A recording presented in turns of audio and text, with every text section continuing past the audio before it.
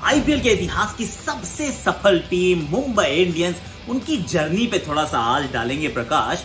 और 4 खिलाड़ियों ने आईपीएल में मुंबई के लिए शतक जड़ा है।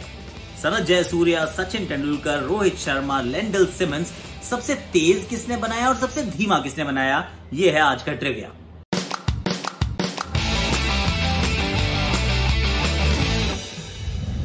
हैशटैग आकाशवाणी। वैसे आकाशवाणी के साथ साथ ही आपको बैट भी दिखा रहा हूँ, ये हमारा जी बैट है। Body meets balance boss. वो कहते हैं ना कि आप अपना खेल जो है वो बल्ले के अनुसार चेंज मत कीजिए, अपने बल्ले को चेंज कीजिए अपने खेल के अनुसार से। तो that should be the way कि आप खेल मत बदलो, बल्ला बदलो। और बल्ला ये मतलब इसमें आप www.z-bat.com पे आप जाइए तो पता चलेगा कि आपके खेलने के स्टाइल, आपकी बॉडी के हिसाब से कौन सा बल्ला सही है। Body meets balance. But now let's quickly dive into the Mumbai Indians कि भाई इन्होंने किया क्या। ये एक ऐसी फ्रेंचाइज थी जो सबसे महंगी फ्रेंचाइज बिकी थी जब 2008 में जब ऑक्शन हुए थे, तो सबसे महंगी फ्रेंचाइज रिलायंस ने खरीदी। और रिलायंस जब कोई काम करता है तो ये सब जानते हैं कि यार ये ना मतलब they have to be successful, मतलब वो सक्सेस का फॉर्मूला ढूंढना जरूरी था। लेकिन पहले 1-2 साल में क्या पता चला कि yes you are a very big franchise, बहुत सारे पैसे आपके पास हैं, सबसे महंगी टीम खरीदी आपने, अच्छे से ऑक्शन में बहुत सारे बड़े बड़े नाम भी खरीदे। लेकिन स्पोर्ट्स में ना वो सक्सेस का फॉर्मूला ढूंढना थोड़ा सा कठिन था। तो शुरुआत के जो कुछ साल थे, शुरुआत के एक्चुअली 2 साल जो थे वो लीस्ट इंप्रेसिव। हालांकि आपके पास सनत जयसूर्या थे, आपके पास सचिन तेंदुलकर थे, आपके पास शॉन पॉलक थे, आपके पास हरभजन सिंह थे, आपके पास ड्वेन ब्रावो थे। टीम बहुत ठीक ठाक थी यार, लेकिन ना टीम अच्छा नहीं कर रही थी अकॉर्डिंग टू दी एक्सपेक्टेशंस, जो आपसे उम्मीद रहती है। तो भाई वो क्वालिफाई नहीं कर पा रहे, आप जीत नहीं पा रहे। इनफैक्ट क्वालिफिकेशन तो छोड़ो, इस टीम के लिए तो आप कहते हैं कि जीतेगी। और वहां पर एक फिलॉसफी भी कुछ अलग थी, वो ये थी कि बहुत बड़ा स्क्वाड बनाएंगे। 25, 50, 70 के करीब लोग इन्होंने एक बार साइन कर रखे थे कि भैया जो खिलाड़ी खेलता है वो रिलायंस की टीम में रहे। कुछ लोगों को वो आईपीएल फ्रेंचाइज की टीम में रखते थे, बाकियों को वो अलग से एम्प्लॉयमेंट देते थे।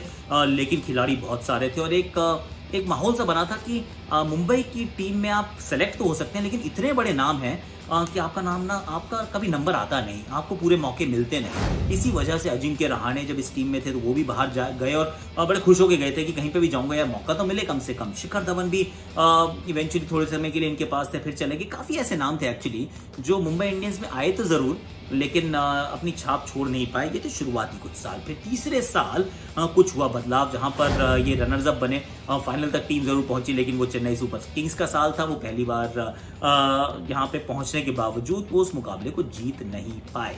सो Chennai Super Kings became the champions. और वहां से अब चीजें बदलनी शुरू हो चुकी थी। 2011, 2012, 2013 वाज द फर्स्ट ईयर जहां ये चैंपियन बने। और चैंपियन ही नहीं बने थे, चैंपियंस पहले तो ये आईपीएल जीते और साथ में चैंपियंस लीग का इन्होंने डबल भी किया। एक ही सीजन में दोनों जीतना was very very difficult, but this team actually did that.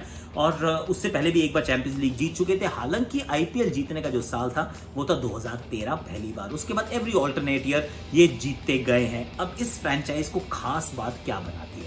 देखिए, इनिशियली थोड़े से लर्निंग फेज थे, लर्निंग ईयर्स थे, वो ईयर्स उन्होंने संभाल लिए। चलिए उसके आगे की तरफ बढ़ना शुरू किया। और जब बढ़ना शुरू किया फिर पीछे मुड़ के नहीं देखा है। जो की फैक्टर्स जो मुझे नजर आते हैं जो इस फ्रेंचाइज को ये बाकी फ्रेंचाइज से अलग बनाते हैं। और ये वन मैन डिपेंडेंट टीम भी नहीं है, ये चेन्नई सुपर किंग्स नहीं है। क्योंकि चेन्नई में से अगर आपने धोनी को निकाल दिया ना तो समझ लीजिए शरीर में से आपने प्राण निकाल दिए, खत्म, फिर दैट्स इट, इट्स ओवर। कितनी भी अच्छी वो टीम पेपर में नजर आए, लेकिन धोनी के बिना वो टीम आधी हो जाएगी। अब Rohit Sharma is an important player, लेकिन रोहित शर्मा अगर टीम में नहीं भी हो, इंजर्ड हो जाए, नहीं खेल पा रहे, कुछ भी हो जाए, आउट ऑफ फॉर्म हो जाए, इस टीम को फर्क नहीं पड़ता। They can manage without everyone.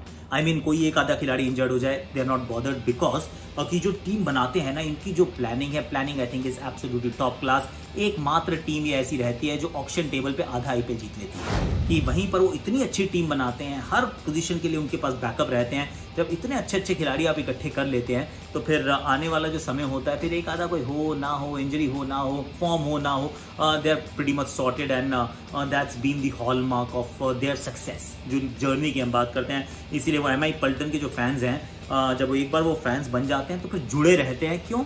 क्योंकि ये टीम जो है फिलॉसफी को फॉलो करती है कि हम अच्छा चयन करेंगे। सो Thums up for that. The second thing that has changed over the years, जब शुरू हुई तो ऐसी टीम नहीं थी जो बहुत सारे लोगों को चांस देती हो, सिर्फ प्रूवन कस्टमर्स के पास जाते थे और इमोशनल तरीके से थोड़ी सी टीम बनाते थे। लेकिन उसके बाद इन्होंने वो जो युवा खिलाड़ियों को ढूंढना शुरू किया, तलाशना शुरू किया और वो लिस्ट जो है बड़ी मजेदार है। पहले था जो मैंने पहले कहा था कि आप इस फ्रेंचाइज का हिस्सा है पर मौके नहीं मिलेंगे, लेकिन अब क्या था कि अगर आप यंगस्टर हैं और आप चाहते हैं कि मौके मिले तो previously it was Rajasthan Royals but now you से मुंबई इंडियंस। या अगर मुंबई इंडियंस में आप वो यंगस्टर हैं जिसके ऊपर टीम ने भरोसा दिखाया है तो फिर स्काई इज द लिमिट। मतलब Sky also played for them. Surya Kumar Yadav भी इस टीम के साथ खेले, लेकिन ईशान किशन की आप बात करें, मतलब अनकैप प्लेयर हैं पर इस टीम में काफी महंगे खरीदे हैं।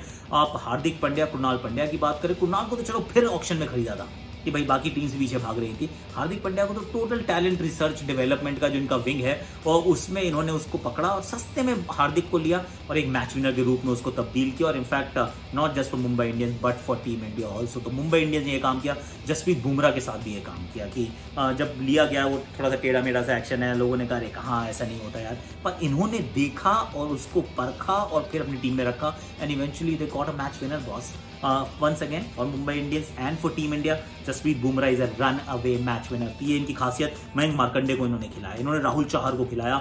यंगस्टर्स के ऊपर जो इन्होंने दांव लगाने शुरू किए हैं, आई mean that speaks volumes about this franchise की इस फ्रेंचाइज के अंदर ये बड़ी अच्छी बात है जो over a period of time it's continue to develop. बाकी फ्रेंचाइज थोड़ा पीछे रह गई हैं क्योंकि वो उतना टैलेंट रिसर्च नहीं करती हैं, वो ढूंढने नहीं जाती हैं, वो कहते हैं चलो यार ऑप्शन में खरीद लेंगे लेकिन और प्रूवन कस्टमर्स खरीद लेंगे।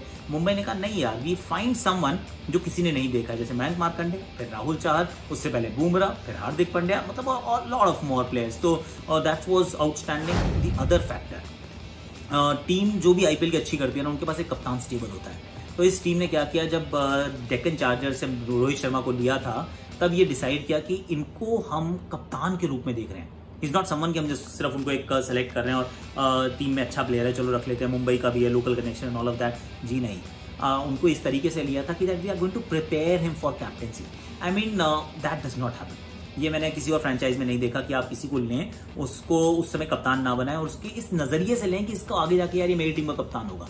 May be Delhi Capitals and Shreyas Iyer, may be, I am not 100% certain, पर रोहित शर्मा का वो an absolute clear cut case. और ये मुंबई इंडियंस की फ्रेंचाइज ने भी बताया कि हमने ये सोचा था, हमने ये डिस्कस किया था, we had started keeping him in the meetings. In fact जब टीम्स वो ऑक्शन में जा रहे थे और रोहित शर्मा को ऑक्शन में लेने वाले थे, तब भी रोहित शर्मा से पूछ लिया था यार what are the kind of players that you would want to work with. I mean that is absolutely outstanding. So well done Mumbai Indians. Very thorough professional side, जो इसके साथ रहता है वो लगा रहता है। कायरन पोलार्ड, ड्वेन ब्रावो ने कहा था कि इसके ऊपर आप दांव लगाइए, इसको अपने साथ रखिए। उस समय नहीं जानता था कोई कायरन पोलार्ड को, लेकिन ये 12 साल इस टीम के साथ रहे हैं और मैच विनर के रूप में रहे हैं। So a lot of names that we were talking about, उसमें ये नाम भी आप जोड़ सकते हैं। और जो इनका साथ आता है ना, उनका हो जाता है, जाने नहीं देते हैं ये जब तक आपके अंदर दम है तब तक वो आपका अपने साथ जरूर रखते हैं। और there is a certain amount of loyalty with that side which develops over a period of time. तो वहाँ चेन्नई के साथ भी होता है, वो इस टीम के साथ भी होता है। तो दो चीजें इन दोनों टीमों को सिमिलर बनाती हैं, वो है कि जो टैलेंट अगर इनके साथ गया ना, बहुत खुश रखते हैं यार। Franchise takes really good care of them. Last but not the least, the amount of data analysis and strategies and strategizing, और वो जो लंबा चौड़ा इनका बेंच स्ट्रेंथ रखते हैं कि हमें हर चीज़ के लिए एक स्पेशलिस्ट चाहिए और सबसे बेस्ट बंदा चाहिए और फिर उसको मैनेज करना। See there could be egos, it's very difficult to manage egos. अगर आप बहुत सारे हाई प्रोफाइल प्लेयर्स को एक जगह इकट्ठा कर दें तो हर किसी को मैनेज करना, उसकी एक्सपर्टीज को उस तरीके से निकालना while ensuring कि आप you're not stepping on somebody else's toes, not easy, but this franchise has done that। जैसे जहीर को रख लिया, फिर आप मलिंगा को आप बॉलिंग कोच देख लेंगे बाद में, इन्होंने जॉन्टी रोड्स को रखा, इन्होंने रिकी पॉन्टिंग को भी, महिला जयवर्धन है, John Wright has been there, TRDO so to speak, Paras Mhambrey, ये सब ढूंढ रहे हैं खिलाड़ियों को, Rahul Sanghvi. So there have a very strong unit. तो वो MI फैमिली के रूप में आप देखते हैं इनके advertisement, they actually believe in that कि हम वन फैमिली हैं और इकट्ठे करके चलना है। तो फिर sky is the limit boss. 4 बार जीत चुके हैं, 13, 15, 17, 19 चैंपियंस लीग 2 बार जीत चुके हैं। लगातार एक ऐसी फ्रेंचाइज जो जिसमें डेप्थ है, जिसके अंदर टैलेंट है, जिसके अंदर हर स्लॉट के लिए 2 क्रिकेटर्स हैं। If everything goes well this team is going to continue as one of the best franchises in the world, not just the IPL. So Mumbai Indians, give it up, guys. They are very, very good, and let's celebrate that. Perhaps world's best franchise, world's best T20 franchise is an Indian franchise. That is the Mumbai Indians. चलिए अब आप मुझे बताइएगा कि जो trivia मैंने आपसे पूछा था उसका जवाब आपको देना है। और जवाब में क्या है कि 4 खिलाड़ी हैं, जय सूर्या, सचिन तेंदुलकर, लेंडल सिमंस, रोहित शर्मा, चारों ने शतक जड़े हैं, लेकिन सबसे तेज किसने जड़ा? सनत जयसूर्या। जयसूर्या साहब ने मतलब 48 बॉल में कुछ 118 बना दिए, तो सेंचुरी तो बहुत ही कम बॉलों में आ गई होगी, इमेजिन कर लो। तो वो that was the fastest. Number 2 और 3 पे आपको रोहित शर्मा और लेंडल सिमंस दिखेंगे। एग्जैक्ट ऑर्डर जो है आप एक ग्राफिक में पढ़ लो, मैं भूल गया हूँ। Last is Sachin 66 ball 100, that was the slowest of the lot, if like slow is possible in T20। शतक जड़ दिया यार 20 ओवर के मैच में, तो स्लो कैसा। लेकिन Sanath Jayasuriya was the fastest and Sachin Tendulkar was the slowest. I think number 2 is Rohit, number 3 is Lendl Simmons. I think नहीं हो तो फिर बता देना यार, गलती तो हो ही जाती है। नाउ आपको क्या करना है, आपको लाइक करना है, शेयर करना है, सब्सक्राइब करना है, कमेंट करना है, नोटिफिकेशन की घंटी बजा देना है, और किस टीम के बारे में अब आप सुनना चाहेंगे ये भी बताना। कि हमने चेन्नई की बात कर चुके हैं, मुंबई की बात कर चुके हैं, which is the next team that I should talk about, the journey of an IPL franchise. आपकी मैं सुन रहा हूँ, तो कमेंट सेक्शन में प्लीज़ भर दीजिएगा। और अगर ये आपको क्रिकेट खेलनी है, बच्चों को खिलानी है, और बैट समझ में नहीं आ रहा कौन सा लेना है, तो just don't go to the sports shop और उनसे पूछो, क्योंकि वो जो स्पोर्ट्स शॉप में आपको बताते हैं ना, भैया ये वाला बैट देखिए आपके बेटे के लिए अच्छा है। उसने कभी क्रिकेट नहीं खेली यार, he does not know your batting style, your stance, your weight, your balance, कुछ नहीं पता उसको। वो सिर्फ अपने बजट के हिसाब से आपको एक विलो थमा देगा, और फिर देन अगर भारी आ गई तो आप बैटिंग चेंज कर लोगे, हल्का आ गया तो फिर आप और बैटिंग चेंज कर लोगे, एंड यू वुडंट नो कि यार ये मेरी बैटिंग क्यों चेंज होगी, मुझे इंजरीज क्यों आ गई, just because you were perhaps playing with a wrong bat. Think about it. Like करो, शेयर करो, सब्सक्राइब करो, कमेंट करो, नोटिफिकेशन घंटी बजा दो।